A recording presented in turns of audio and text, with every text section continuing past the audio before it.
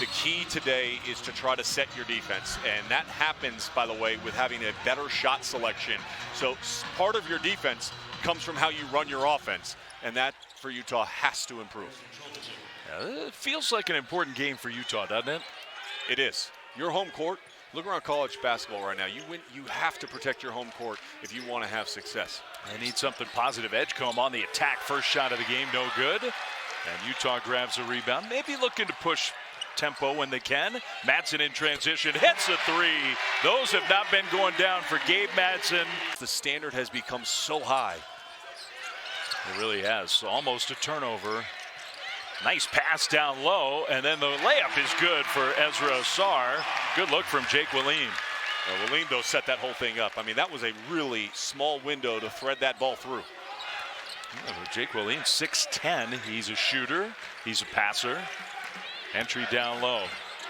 Omier got cut off. Down the lane, Nunn with a floater. There's the first bucket for Baylor. You have to drive the hard closeouts, and for Nunn, he's such a good shooter from beyond the arc. Teams are going to really run at him and try to get him off that three-point line. So you've got to be able to turn it down and look to attack. Great job. Shot jumps over to Madsen, trying to get it inside. Ausar, little spin move. Omier stayed with him, but Ausar scores anyway. Way too easy, the last two, getting it deep inside the teeth of the defense of Baylor. And that's been a little bit of their struggle over the course of the year. It's been better in conference play, but that starts with being unable to disrupt at the point of attack like they have in previous years. Now, there have been some years in recent Scott Drew history where Baylor's been one of the toughest teams inside to score on in the country. Edgecombe switched to the left hand, missed it badly. You and I talked about it. I was interested to see how he would come out. He had a 30-point game. Nobody stopped Ausar. Just right to the rim. And they're going to need a timeout. You wonder how Utah would respond. The response is very simple. Play fast, play aggressive, and look to attack. Baylor, stop the ball. Edgecombe and Omier both go to the bench. A little message in that maybe. Jalen Celestine is in right in the lane. Hits the shot from about 6 feet. Talk so much about Edgecombe, but Wright has been playing some really good basketball for Baylor. A very talented freshman as well.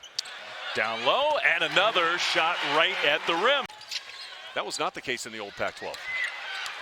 Breaking the pressure. Lovering is going to try to dunk it. No whistle. Willeen got swatted away.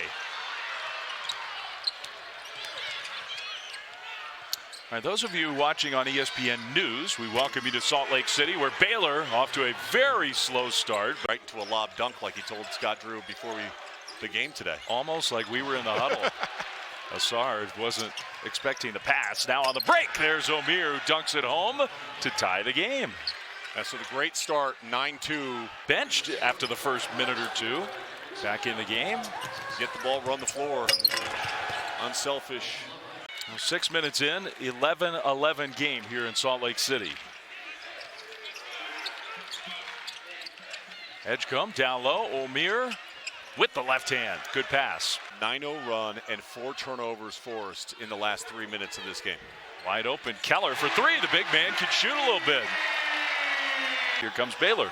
Good defensive possession, good closeout, forcing a contested shot late in the shot clock. Well, they're just daring Edgecombe to shoot, so he does and makes a three. Getting better. Edgecombe on the break. See if they find him.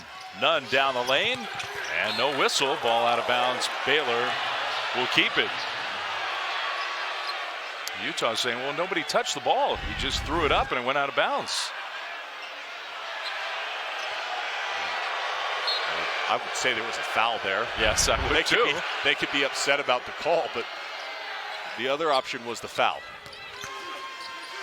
Celestine, who's much more of an outside shooter, went inside to get the basket.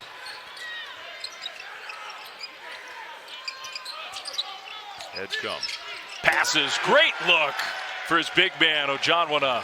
Watch the big man, number 34, he's laying off of him. That allows Edgecombe to turn the corner and attack him a little bit. Well, they've paid too much attention to Edgecombe, who hustles after the loose ball, gets the rebound, and has his shot blocked. I'm done listing all the. There are more, but You got to move past it, though. And they came out today with a sense of purpose and a sense of energy early. And now he's 2 for 7. He's made 2 out of the last 3 shots that he's taken, both of them coming from beyond the arc. moving without the ball, finds another open look, hits another 3. You got to figure it out, and they've come out with a great sense of purpose today. Edgecombe with the left hand, high off the glass. There's his first 2 make. VJ Edgecombe is going for home run after home run. All of his turnovers have been trying to slide it through a very small window. Good pass, Little 3, good! Had to go right past him. Caleb Lohner, former Baylor player himself, his first bucket of the day. He's bulked up, he just came off the football field, played for Utah in the fall. Big dude. We saw him as a freshman at BYU. He was lean and cut, and now he's big and bulky. Edgecombe, left hand finish plus a foul. Caleb Lohner surveys and just overpowers Norchad Omier. How many times do you say that? And then VJ Edgecombe, right, left, doesn't matter. He wants to get downhill. He turns that corner. Down the lane, shot blocked. Dawes got it. Utah. Madsen, 3, good! The other Madsen. Not always got to be at 100 miles an hour. Change of speed, let the defense react, and then take what they give you. Madsen's feeling it. Another 3 right in front of the Baylor bench. Down to 5. Good defense. Baseline, layup, no good. Rebound, Dawes has it. He's still got 8 seconds. With no Jeremy Roach again today for Baylor. Still day-to-day, game-to-game in that concussion protocol. Edgecombe elevates for 3, in and out, no good. Rebound though, Baylor snatches it. Here's Nunn open, 3 is good. It's 6 rebounds in the first half to go along with his 8 points, and we didn't even talk about him. I mean, near double-double in the first half. Yeah. And now he's got another bucket there. Nice move along the baseline. First 4 points of the half. For Baylor and the Utah starters, it's happening again. This combination just has been blitzed. If I'm Craig Smith, I'm thinking I got to get to my bench fast. Even that one, great block. Should have been a layup. Omier blocked it. Stayed with it though, and Waleen. He looked like he was going to try to drive baseline, gets cut off, but watch the composure. Just settles in, gets his eyes on the rim, soft touch. It's Edgecombe against the entire Utah team. He had it poked away. Where are you going though? That's a travel. That's a travel. Didn't call it. Dunk! Utah got away with one. Dave, he took 7 steps. Legitimately on a little bit of a run. Shacked and a fool. Count them. There's about 5 steps and a jump, and then he gets the assist, which also, by the way, there was 3 steps before he got to the dunk. I would agree with you. Madsen stepped into another 3. In and out. Offensive rebound. Layup good for Asar. You know, and then you see them really struggle and lock up like they did in the first half, where they didn't make a shot for over 9 minutes, almost 10 minutes of actual game action. They had a 1 for 17 stretch from the field. Good skip. Nunn's been pretty quiet down the lane. Good. That was all predicated upon that diagonal skip over the top, and then a quick, no hesitation, back to the strong side, and then the help side was cheating over to where they had rotated to on that skip and created the seam to attack. In the corner.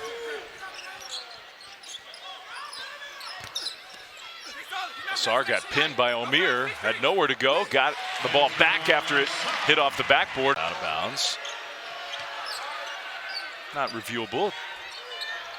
Omier shoots a 3, good, with a hand in his face. Essentially in the half court. Norchad Omier steps in, knocks down the 3-point shot, as mentioned, 30% of the year.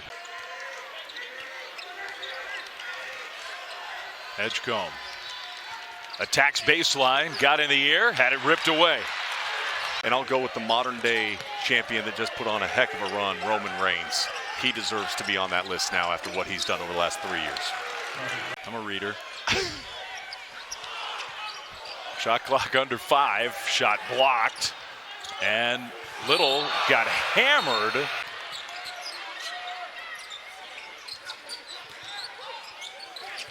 Over the top, good catch. Asar might have gotten away with a walk, but he lays it in.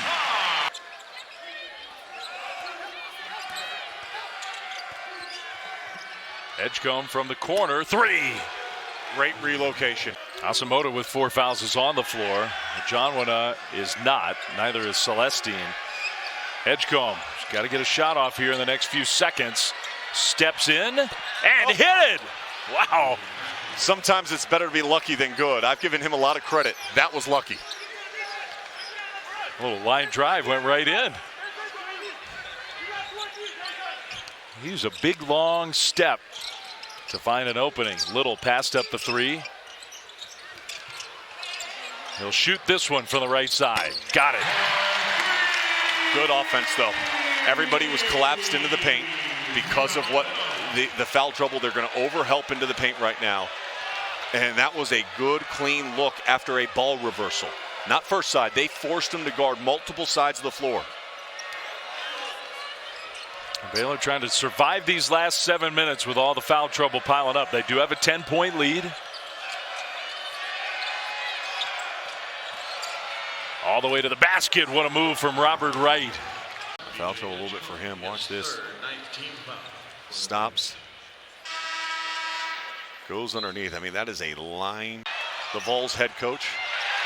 Oh, nifty play by Little to Madsen for the dunk. That was a cool pass. A little loose with the basketball. We've seen that a couple of times, and Little just flipped it right behind him. And Madsen with the finish at the other end. 4:19 to go. You can dribble it one time. I'm looking for Edgecombe to kind of come towards the rim. They lobbed it to him. He caught it and laid it in. Little screen, slip action right to the cup. And that's hard to defend because he's just an incredible, explosive athlete. You just throw it as high as you can. Great call, though, by Coach Drew. You got 1 second left. You use the most athletic player out on the floor and say, get as close to the basket as you can. Madsen stopped, had it rejected by Edgecombe. Lovering catches, lays it in himself. And Norchad Omier, because the fouls, you got 3 guys with 4. He's got 3. He's not wanting to pick that up. Even with 4 minutes left to go, he let him have it. Yeah, and I think Utah, I mean, that's going to be available. The question is, can they get any stops? Otherwise, it won't matter.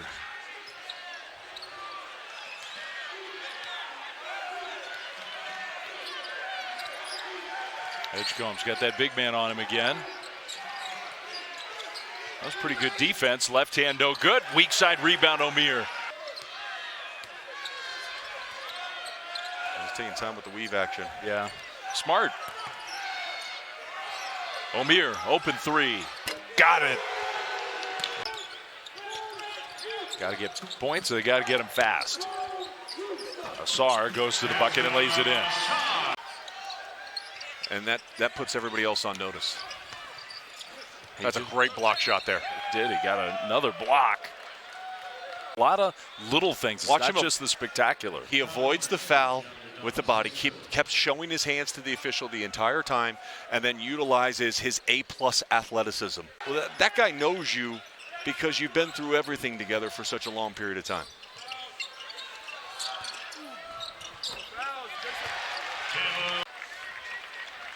(76-61). You wouldn't have known it in the first couple minutes. Baylor got off to a slow start and then played great.